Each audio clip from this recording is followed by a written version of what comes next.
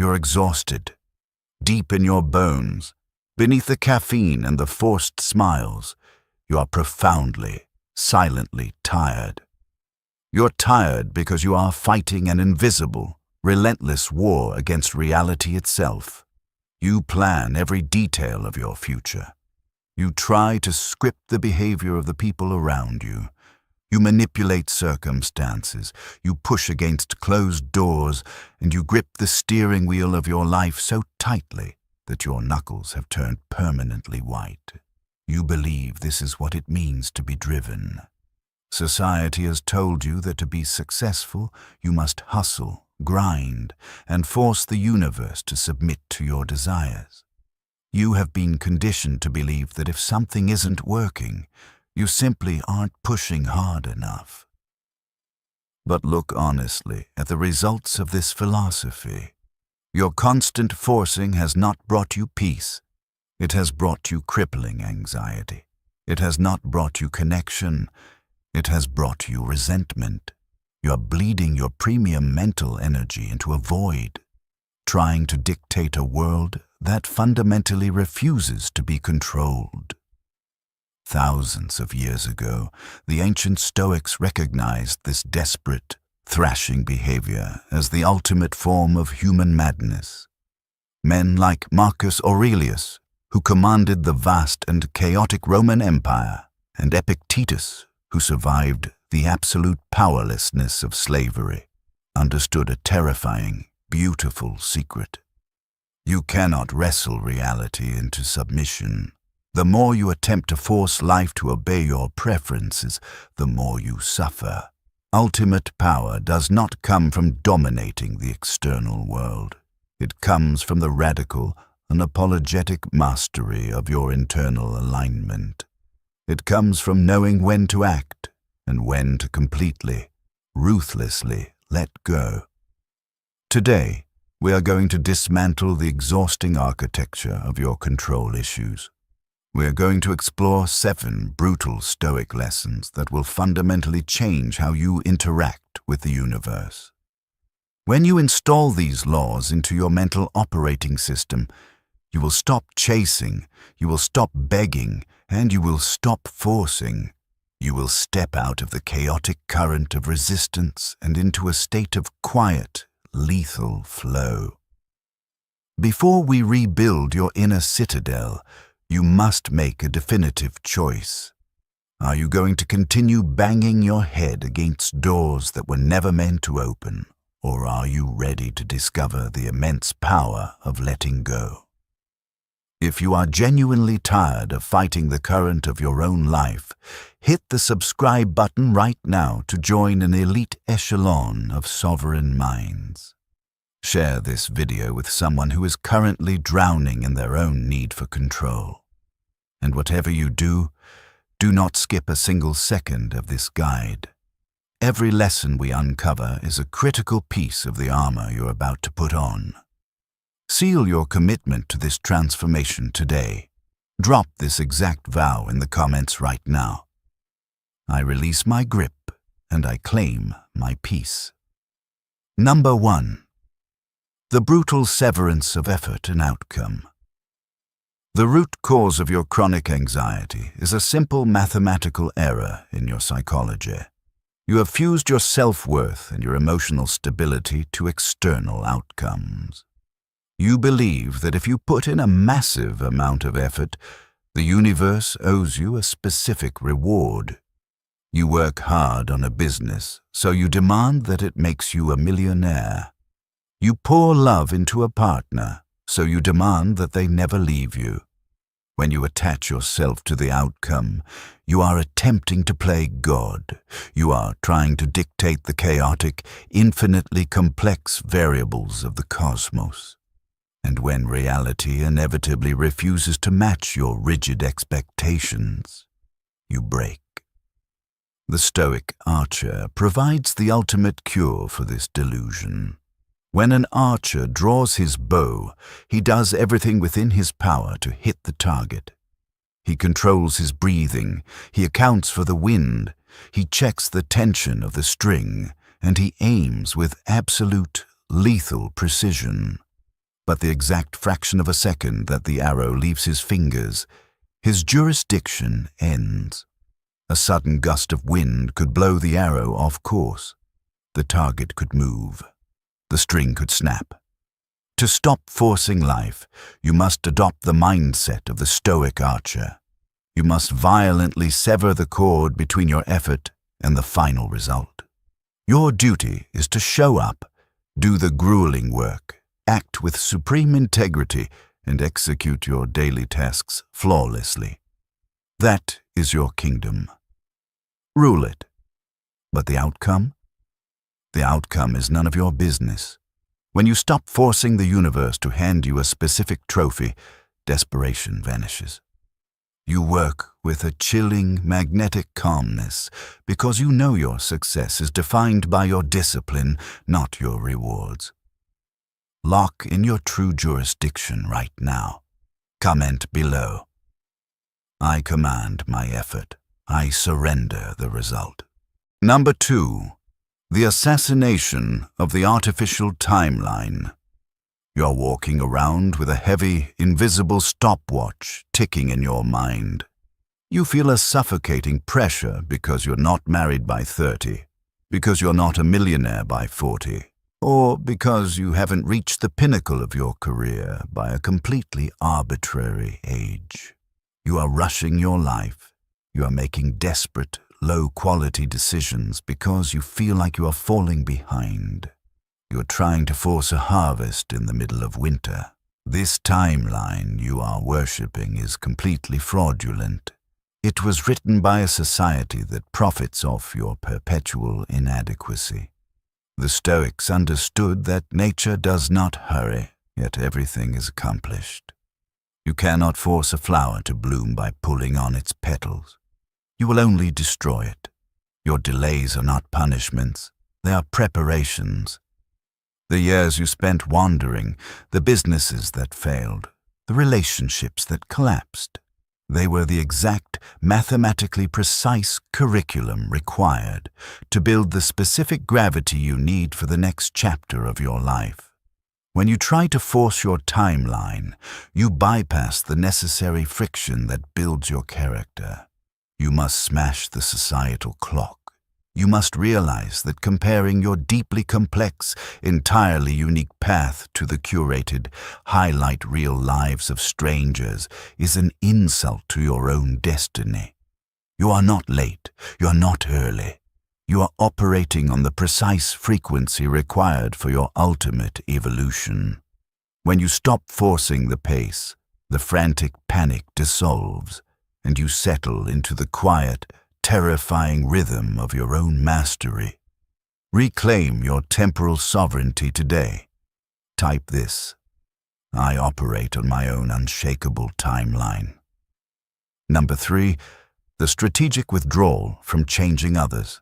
Think about how much of your premium mental bandwidth is spent trying to force other people to change. You try to force a toxic parent to finally give you the approval you crave. You try to force a distant partner to love you the way you want to be loved. You construct elaborate arguments to force a fool to see your point of view. You are pouring oceans of energy into a black hole. Epictetus taught that trying to control what is not yours is the fast track to misery. You cannot logic someone into emotional maturity. You cannot love someone into respecting you. You cannot force someone to see your worth if they are committed to misunderstanding you. When you try to force people to change, you're essentially telling the universe that your peace of mind is dependent on the actions of a person who does not even have control over themselves. It is the ultimate forfeiture of power. You must practice the ruthless art of letting people be exactly who they are. If someone is inconsistent, let them be inconsistent. If someone is disrespectful, observe their behavior, log it as data, and adjust your boundaries accordingly. You do not need to change them. You only need to change your proximity to them. When you stop dragging people kicking and screaming toward the light, You reclaim all of that wasted energy.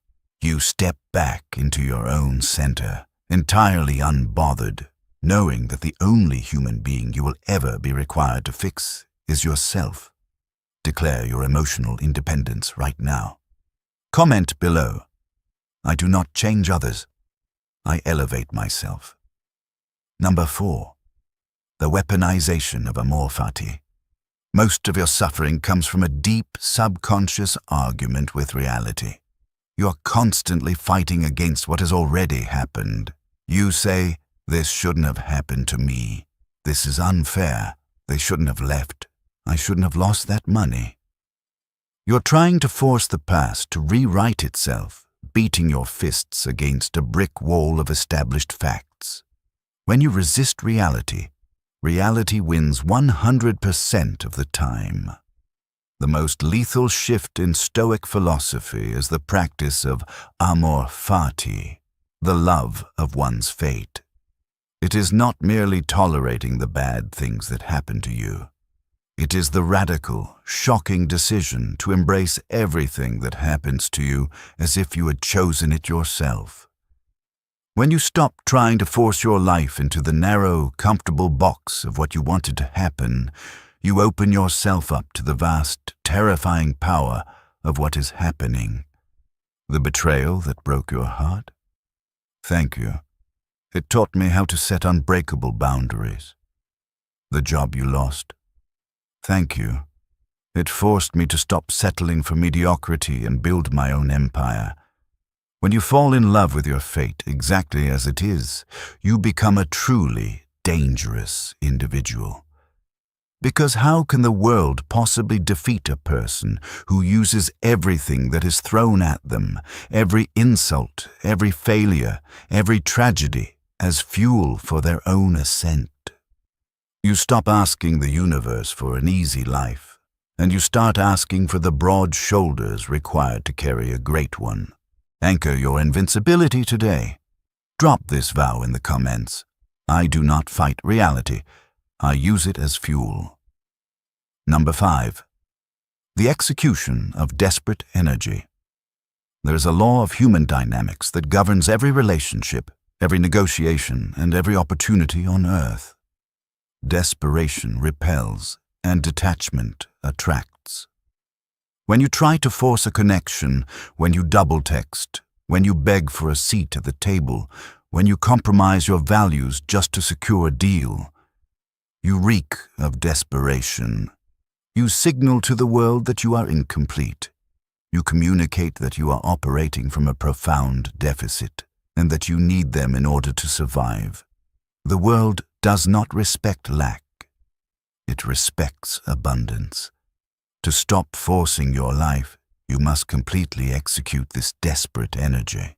You must cultivate a sovereign posture of absolute completeness. You walk into the job interview and your energy says, "I would love to work here, but if I don't get this, my life remains completely intact." You enter the relationship and your posture says, "I desire your company, but I absolutely do not require it to survive." When you genuinely, deep within your bones, stop needing the outcome, your entire frequency shifts. You stop grasping, you stop begging. And the profound irony of the universe is that the moment you stop desperately needing things to work out, they begin to effortlessly flow toward you. People are magnetically drawn to those who do not need them. Opportunities flock to those who are not desperate for them. When you stop forcing the world to give you water, you suddenly realize you are the ocean. Reclaim your sovereign posture right now. Type this: I am already whole. I chase nothing. Number 6. The profound dominance of strategic inaction.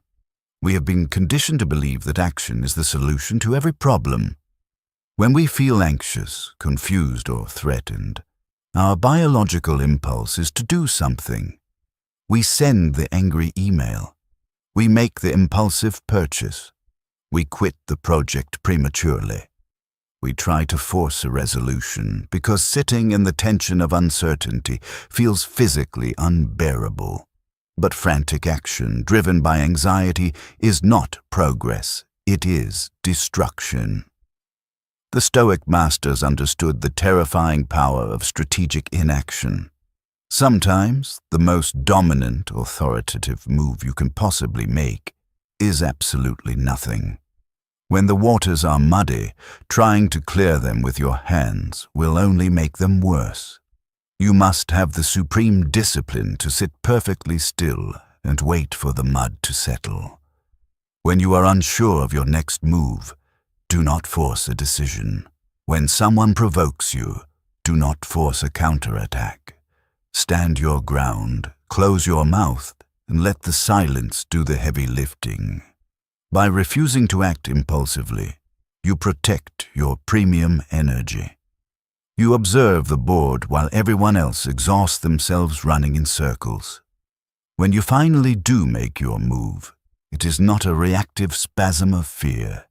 It is a calculated, lethal strike of pure intention. Commit to the discipline of the pause. Comment below. I conquer chaos through strategic stillness. Number 7. The radical acceptance of endings. One of the most painful ways you force your life is by clinging to things that have already died.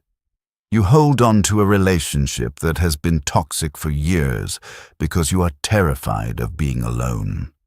You hold on to a career path that drains your soul because you are afraid of starting over. You refuse to let go of the comfortable, outdated version of yourself because the unknown future feels like a void. But nature demands seasons. Trees do not force their dead leaves to stay attached in the winter. They drop them, willingly, into the freezing snow, knowing that making space is the absolute prerequisite for new growth in the spring.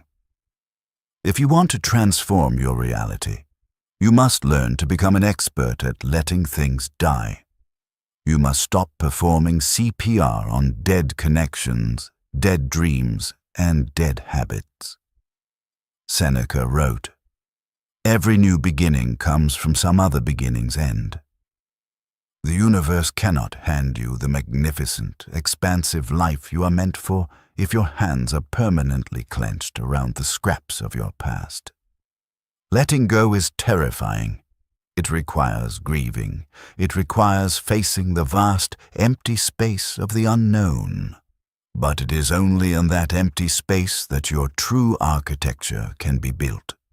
When you stop forcing the old doors to stay open, you finally gain the clarity to see the new ones that have unlocked.